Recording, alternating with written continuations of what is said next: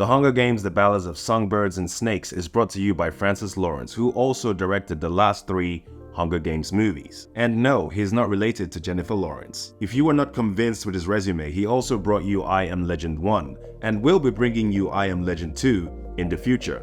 To top it all off, he also brought you Constantine 1 with Keanu Reeves, and will bring you Constantine 2 with Keanu Reeves yet again. So it's safe to say he's done some stuff worth caring about. Yo, Andrew here, welcome back. Today I'm going to be addressing the topic, is the Hunger Games Ballads of Songbirds and Snakes trash? And should you watch it? Now, my best way to help you with that decision is to give you the pros and cons, so at the very least, you are informed. Of course, there's going to be some biases. It is my 2 cents after all. I'm going to give you the plot in the simplest form first, followed by pros and cons, and then ratings from 1 to 10, and finally my thoughts on this film. So let's go. This movie is about the rise of Coriolanus Snow and the series of events that led to him becoming a villainous president of Panem that we've witnessed in the previous franchise installments. Now, if you're thinking to yourself, who the hell is Coriolanus Snow? Well, he's this guy. And the younger version of him is this guy. The story follows from the 10th annual Hunger Games. The then young Snow becomes alarmed when he's assigned to mentor Lucy Gray Bird from District 12, which is played by Rachel Zegler. They become wise, unite their instincts for showmanship and political savvy with some romance and betrayal in between, which is the tried and true formula of any of the Hunger Games series. Okay, so now I will do the cons first and then the pros right after. Mind you, if I have more pros, chances are I like this movie. And spoiler alert, I actually do like this movie.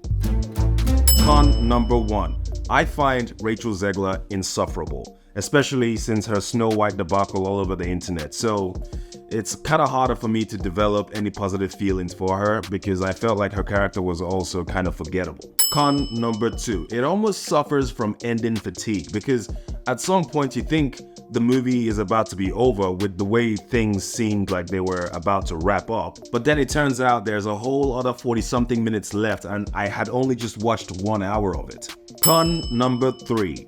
Even though Peter Dinklage is a fantastic actor, don't get me wrong, he is a beast. I can't help but think he played almost the same character as his Tyrion Lannister character from Game of Thrones. He drinks and he knows things. Now that's it for cons. Let's get on with pros.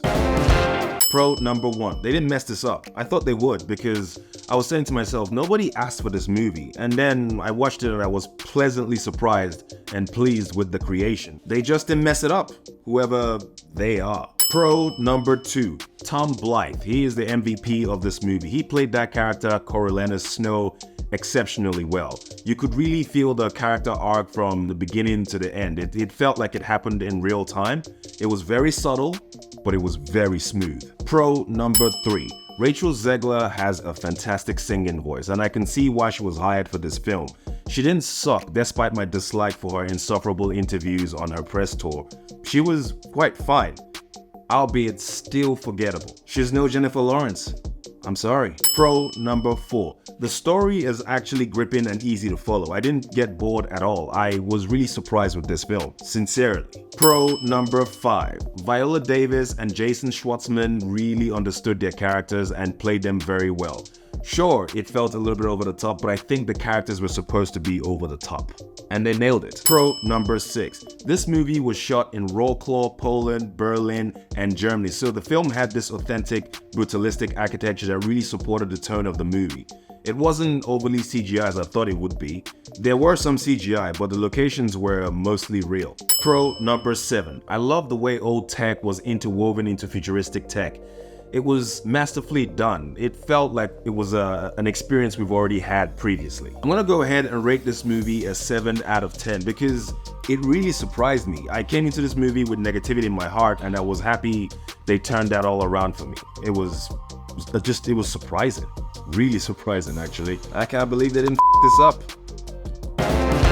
So my thoughts on this movie. If you like the other Hunger Games movies with Jennifer Lawrence, I can confirm that this one stayed in theme with its predecessors and in some cases actually matched them, but it didn't exceed them. I would absolutely recommend this movie. They didn't mess it up. Even though we didn't ask for this movie, they still didn't mess it up, and that's pretty good. And that's my 2 cents. If this review brought you any value whatsoever, please like and subscribe. It would really help the channel. And also drop a comment on your thoughts on this movie, and if you're going to see this movie, or if you're not going to see this movie, just let me know. I would actually want to read about how you guys feel about this movie. I truly would. Till next time, peace.